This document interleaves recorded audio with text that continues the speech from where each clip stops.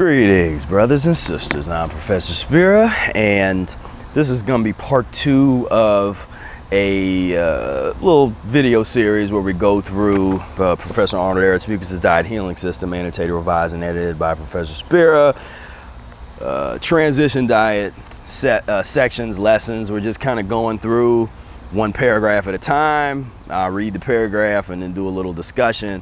So this is sort of the annotated videos of the annotated Mucusless diet, where we just have a discussion. One of the goals of this is to identify principles and really say, okay, this is what we're talking about. Every time we say understand the principles of the Mucusless diet, that is what I want to try to get into here, is get down to the principles. And at least the principles of the transition diet. Within each major section of the Mucusless diet, you have different principles. So there's principles of fasting, there's principles of colon health, the colon irrigation.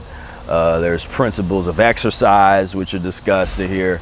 But of course, one of the biggest sections that has some of the most principles and most important principles is the transition diet. So we're going to start with menus for the first 2 weeks. So let's take a look at this. Lunch: a combination salad consisting of raw grated carrots or coleslaw or both, half and half, and 2 or 3 spoonfuls of a stewed or canned vegetable such as green beans, string beans, or spinach. Add to this one of the following items, whatever is in season: cucumbers, tomatoes, green onions, lettuce, or other green leafy vegetables, celery, etc. But only a sufficient quantity for a flavoring. Okay, so that's pretty straightforward. Again, we're not talking about this. This isn't strict. This is going to give you an example. But the key to understand is look at the combination, combination salad, and the different kinds of things that could be added to that. Now, there are a lot of practitioners that have a tendency that once you practice a little while, salads where there's more soft leaves than there are the more firm grated items, the celery and the carrots. That's fairly common from what I understand. I'm talking to different people, and that's kind of what I do. But it's all good. Try all of that. But with this overall systematic approach is what is going to be really important. You may make an oil dressing according to your taste if desired, using lemon juice instead of vinegar for flavoring purposes only. The rest of the meal should consist of 1 baked or stewed vegetable such as cauliflower, beets, parsnips, turnips, squash, etc.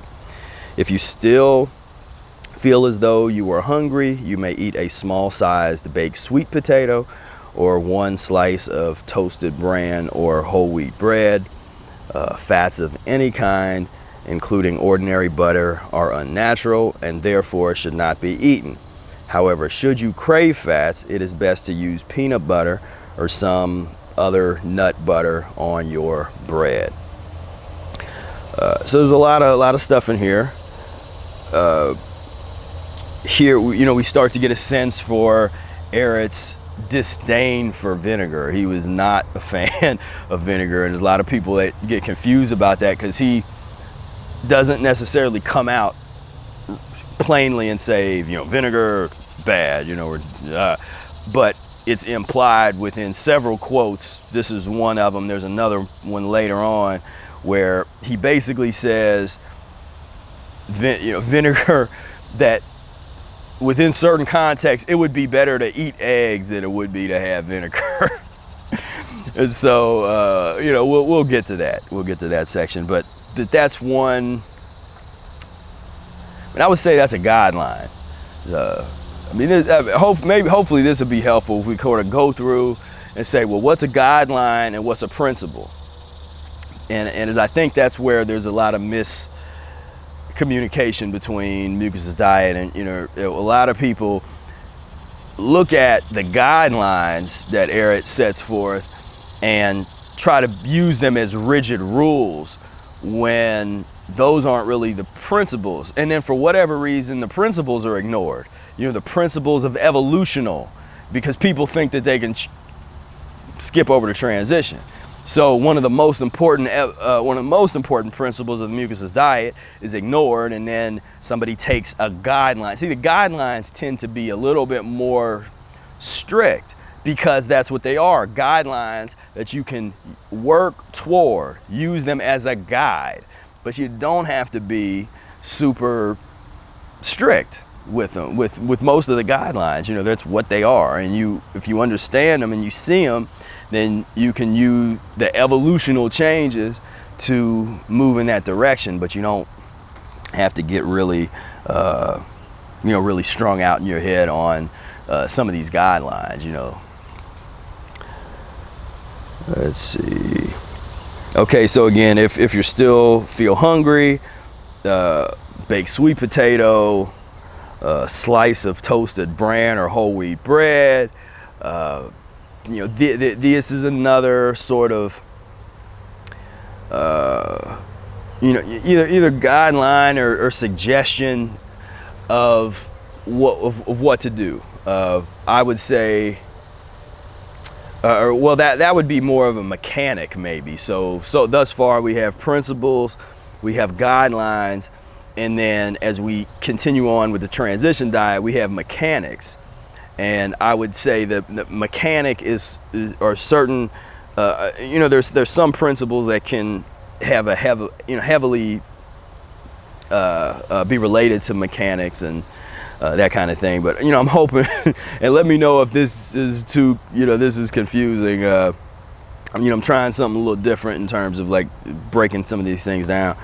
But I think it's good to understand that. It's good to understand the difference between principle, which is important, but the principle is usually going to be more general and not particularly rigid. Just sort of this general, this is what we really want to get to as fast as possible. Then you got your guidelines, and then you got your mechanics, which is going to be eat this first, eat this second, for the optimal result. Again, it's still not a rigid thing because you work toward it, but it's going to be here, just like this is how it works. Just in general, this is how things combine and how things work. And then you got the nut butters. When I started off in the diet, I used soy butter when I was in the early years, and basically my body forced me to stop using it. Is that the soy lecithin, I was having some kind of weird, like kind of allergic reaction almost to that, and that stuff is filthy. So once I realized that particular ingredient that was in a few things that I would eat if I was in a processed vegan type of transitional period, once I learned that, then I was like, okay, we gotta, we're done. I'm done with anything that has soy lecithin in it. I scrapped, and I pretty much got out of that whole soy butter trip at that point. But because I guess that's nut butter or something. But the main thing with that kind of thing is you just want to try not to get too strung out on certain things, but it probably will happen early on. So the main thing is you don't be hard on yourself. Just you find yourself in a certain groove eating a certain thing. I always learned from Brother Ehret, just kind of wear it out. Just you keep moving through it, and his methodology was to continue to do enemas and just sort of get that stuff out your system, get those poisons out your system, get all that stuff. And what tends to happen is if you do get to a fasting period, or at some point you're able to kick the habit and get over the hump and like, okay, I'm done. So during the winter months, canned vegetables may be used when green vegetables are not available.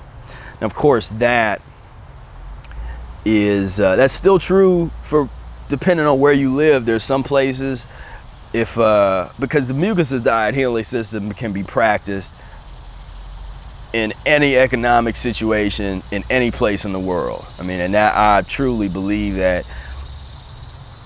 Will you be able to practice it potentially on a higher level if you have access to supermarkets that do have fresh fruits and vegetables, versus if you're in all these words I hate to use, politically correct, developing country. I don't like that word. I don't like developing country or third world, all that kind of stuff. But just an impoverished, more impoverished type of situation. That's not even, I don't know. That's a tough one. They haven't really come up with a great way to describe some of the less fortunate places. But even that can be questioned, because is it really less fortunate?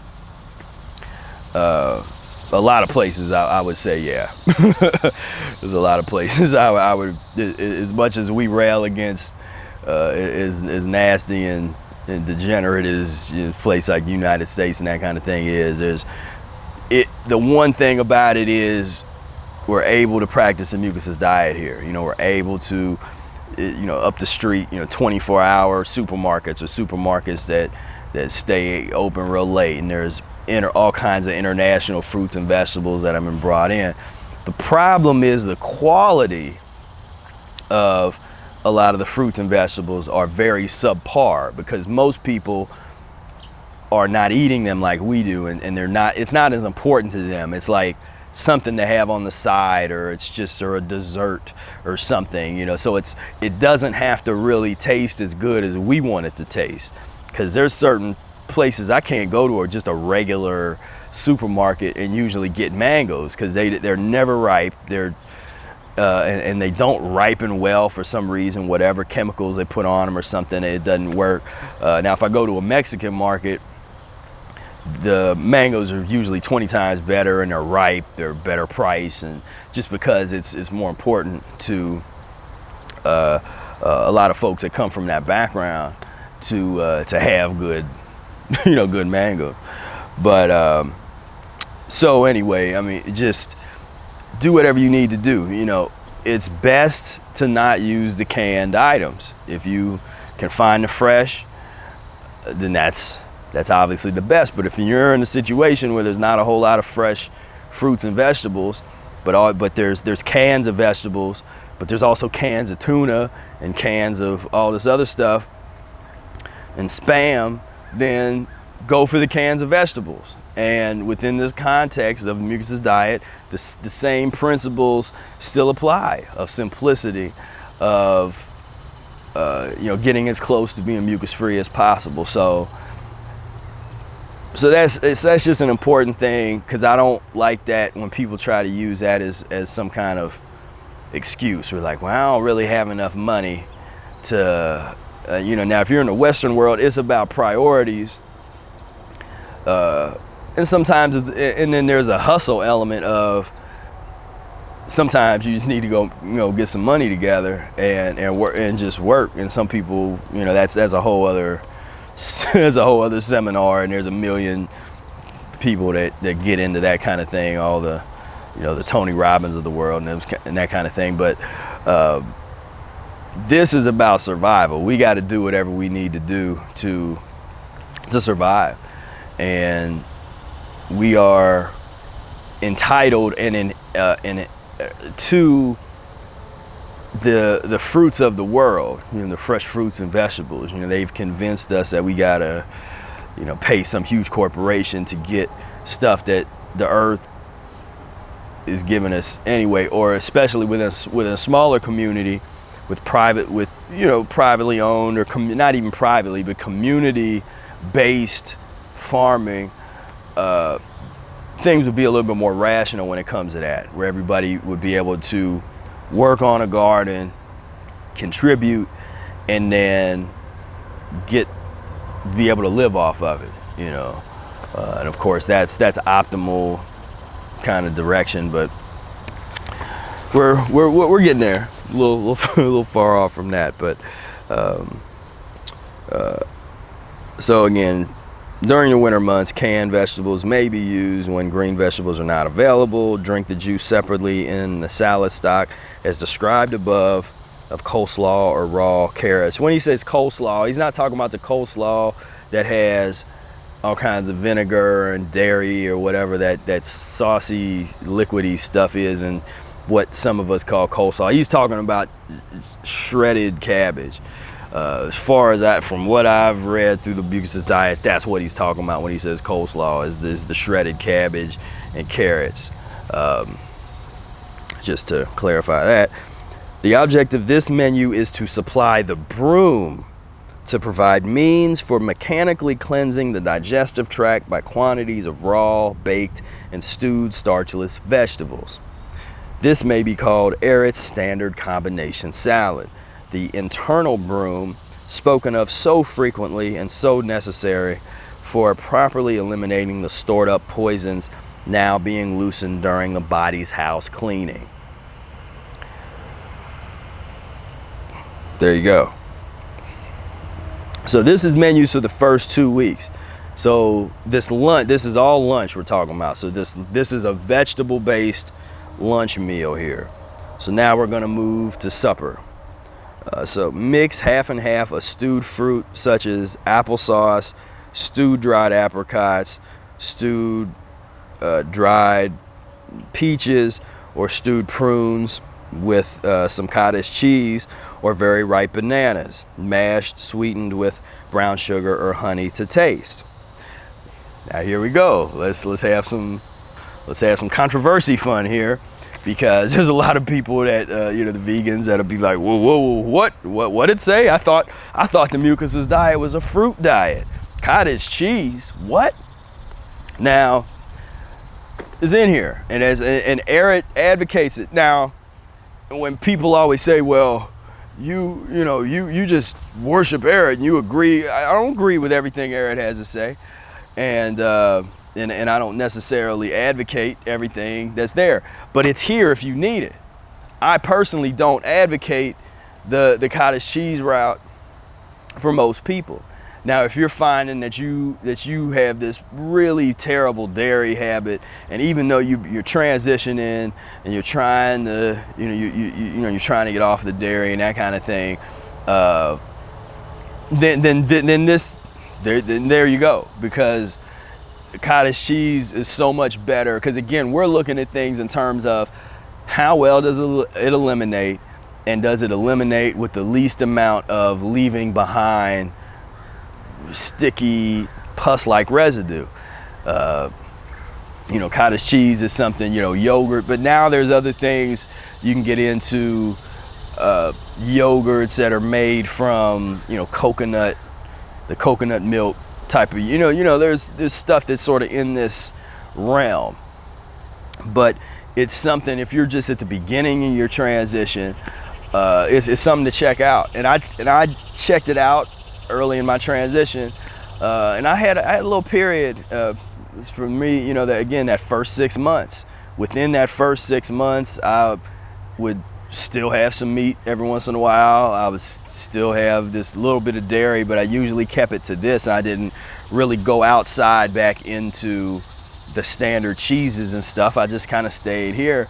But I would make this exactly like this would be, pretty close to this: applesauce, cottage cheese, and baked banana or ripe banana, as it says here. The mashed banana sweetened with some brown sugar. I mean, I did that, and so again, for me, it's a case-by-case basis. I think that I've seen a lot of people successfully transition without having to resort to the cottage cheese, or if you're say like an ethical vegan, or you want to try to be as plant-based as possible. I think it can be done. But again, that was full disclosure. I told you what I did, and I just didn't do it that long.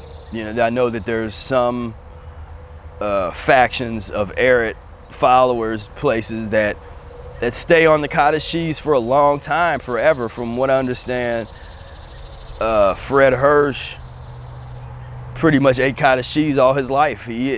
Somebody, I forget who had told me, I think maybe it was Alvin Last, but who knew Hirsch pretty well before Hirsch died. But Hirsch had said something like he couldn't eat fruit without cottage cheese. and I don't know, I'm pretty sure that was Alvin that told me that. Alvin Last is the former owner of Ehret Publishing. You know, he bought Ehret Publishing from Fred Hirsch in the 70s.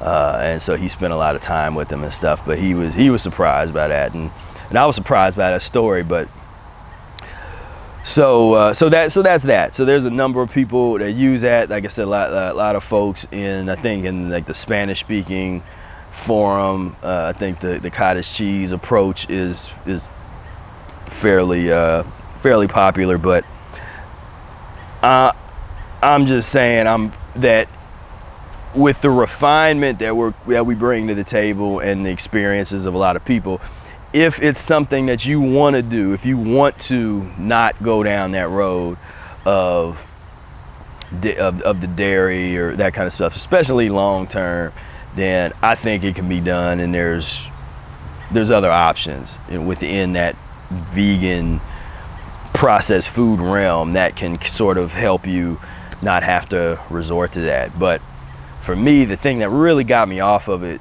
was I was still doing the enemas, or I had started doing the enemas, and once I did that, stuff like the dairy and the cottage cheese was done.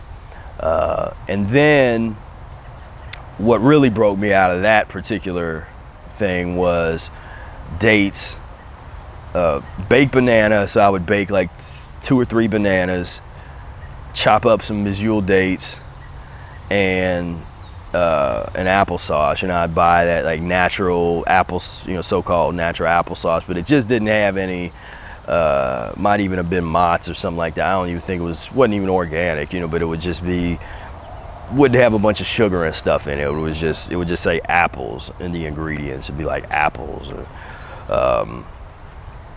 and make that.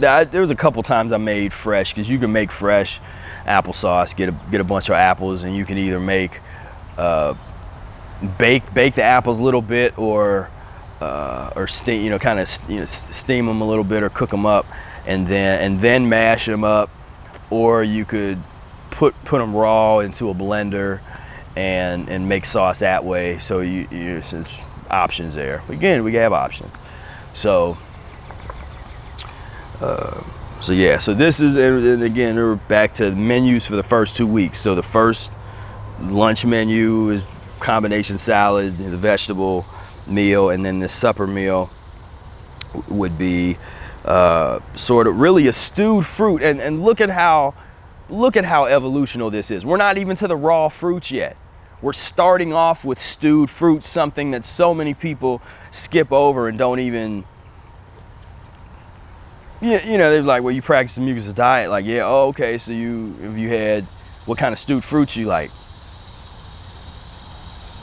I don't know. I've been raw the past. Oh, so you don't really, not really diet. Not the diet.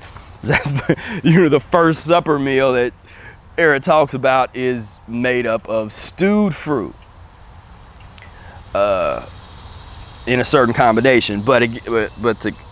So don't get lost in the cottage cheese thing, because that's one option: stewed prunes with some cottage cheese, or ripe banana mix. So you don't have to have cottage cheese. If you want to really try to go by these and check out these menus, there's always a vegan option. When I say vegan, I just mean plant-based, as I think that's 2016. I think that's important to keep that in mind. Or if that's, and there's a lot of people that's what they want. They want to get to that plant-based level, get off of the animal consciousness, because there's other dynamics that we're dealing with food.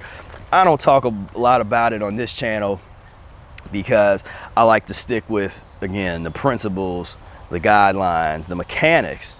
But there's other sort of more philosophical elements that get into spirituality, get into consciousness. You know, when you put something in your body, there's a consciousness that's in whatever you're putting in. If it's a dead, sort of rotted consciousness, I mean, that's what's going in, is this rot and this fermentation. But if you're putting in something that's living, or something that is that was not animal flesh, or coming from that, or the excretion of an animal, you know, this we call cow piss, for lack of a better, more descriptive term, you know, this elimination from a cow that's not meant for you, is meant for a 120-pound calf. You know, there's a consciousness involved. And so as you elevate your consciousness, and you elevate up out of eating those things that really kind of bring you back down into that animal dead consciousness, you start to eliminate that. A lot of this stuff gets way easier. The transition gets easier. You start to release the parasites and the nasty stuff and the mucus, you know, and you able to get a lot of that stuff out. So I like to see people make it to vegan plateaus or vegetarian plateaus as soon as they can. Again, it's not a rush thing. See, you have to be able to find a balance between being evolutional and taking your time and keeping things comfortable. Don't allow a bunch of catastrophes to happen. There's a difference between that and then standard American diet veganism. And we have to understand that difference. The standard American diet veganism does not apply these principles we're talking about here. Simplicity is not something that is of value to a lot of, at least the folks that I see in some of the Facebook groups when they're showing what their meals look like and that kind of stuff.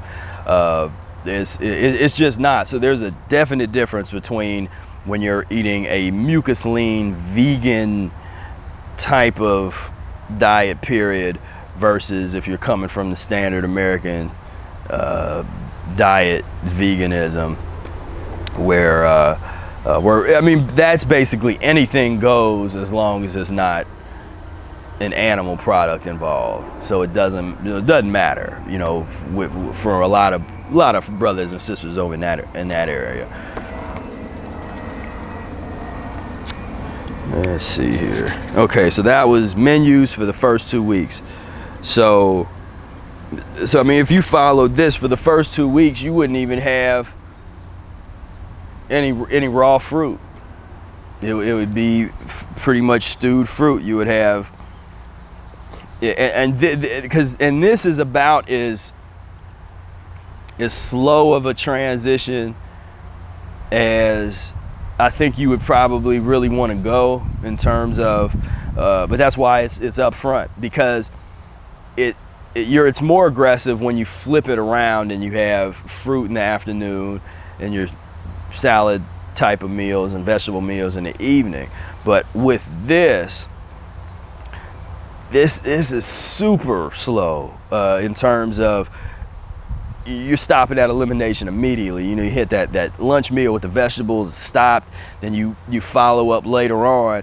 And this type of menu is fairly good for getting your bowels moving if they haven't really moved a lot yet, and you start to broom out, you know, you start to eliminate some of the bulkier, bigger stuff in there, and getting away from some of the harder foods and that kind of stuff. You know, it's again the system, but this really gets going. And just me going over this, I mean, it's always remarkable to me every time I read through it and I look at it again.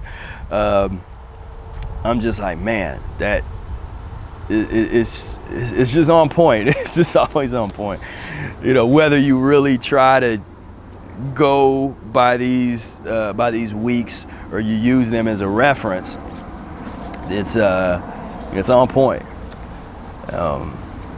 So I think I'm gonna leave it there. I will come back in the next video and talk about menus for the second 2 weeks, and we will keep on moving through Lesson 15, Transition Diet in the Mucusless Diet Healing System, annotated, revised, and edited by Professor Spira. Peace, love, and breath.